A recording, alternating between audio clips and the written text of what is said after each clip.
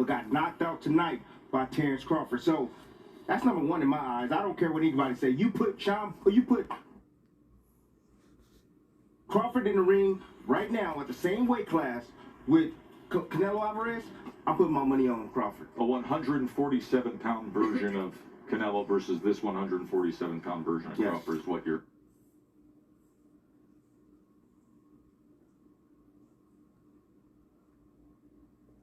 Tim Bradley's trying to say Crawford's the number one pound for pound. You know, he would have beat Canelo if they could have made that fight at welterweight. We all know that. Which can never really be answered. We all know that.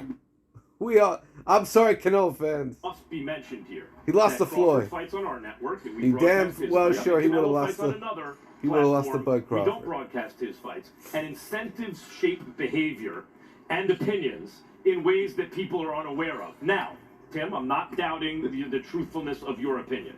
I just that needs to be said. This is the heuristic class. That needs to be said. Now, I will say this: when Floyd Mayweather stopped Genaro Hernandez, I think it was 1999 for the junior lightweight title.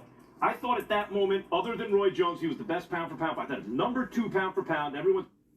He was better than those guys, right? And at various times, it was hard to keep him there, and I kind of had to drop him down the list because he wasn't giving me the evidence, and guys like Mosley and De La Hoya were. Okay. But in my own mind, I always thought he was better than those guys, right? And so when I look back at it, I think of Floyd as other than Roy, the best pound for pound that whole time. And I have a feeling that wherever everyone has these guys on their lists, when we look back at this era, when the smoke clears, we will think of Terrence Crawford as the number 1 guy. But only time will tell. And to me, it's two things, right? It's accomplishments. Right now, the most accomplished fighter in terms of titles, going up different weight classes and looking for a new challenge in Canelo that is going to be critiqued because it's at a cruiserweight division. But it's accomplishment. So I'm going to stick with Canelo after having Terrence Crawford at number 1 for the longest time and not giving Canelo his due. Now, in terms of when we talk about pound for pound, who's got the best skill set?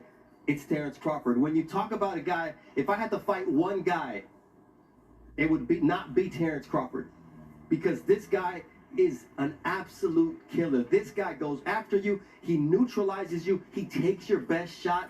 And it doesn't matter what you have. It doesn't matter if you're a boxer. It doesn't matter if you're a brawler. And I think that's the beauty of what we saw in Terrence Crawford tonight. By now, he's faced every type of style, and there's no way to beat him. So does Canelo. Yes. And Canelo does everything you just said about Terrence Crawford. Does he beat 147-pound in a way? I just don't know. I don't know how you answer that question. 147-pound in a way is very, very dangerous, Dre. Yo, Mark I'm Kriegel. not sure what the attendance was tonight. I know that it Trying was to talk close to a about. sellout. Yo, It's not a I like sellout. Inoue as And much I as the think next guy. He ain't no take Bud the time to Crawford. give fighters like Terrence Crawford. He ain't beat no others Bud Crawford. their flowers now. Doesn't mean that they still don't have to prove themselves, but for certain fighters and for certain champions, the goalpost gets moved way too often in the sport of boxing. This is very much a "what have you done for me lately" type of sport. We love to throw the word star around a lot, but what is a star in the sport of boxing? Because the last time I checked, there's only a few people over the last 10, 15, 20 years that can move the mark the way that a Canelo does, a Floyd does, and Oscar De La Hoya does. But there's reasons behind that. These guys got countries behind them. Floyd Mayweather had to become a villain, a worldwide villain, to be able to get that kind of respect, because as Pretty Boy Floyd, it didn't work. And you look at a fighter like Terrence Crawford, and Terrence is not always in a great mood. None of us are. There's a lot of pressure on fighters, and sometimes media members do things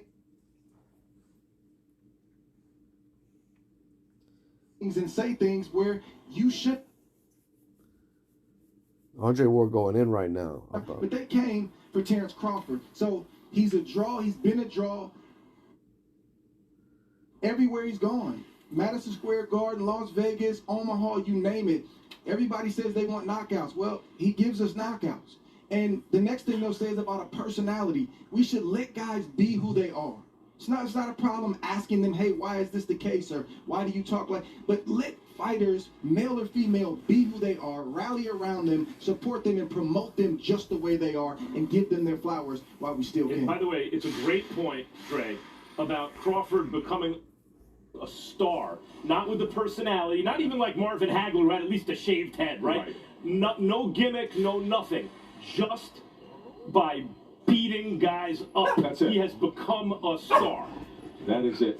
Did you get the scorecards at the time of the stoppage, Bernardo? I did. They were 86-85,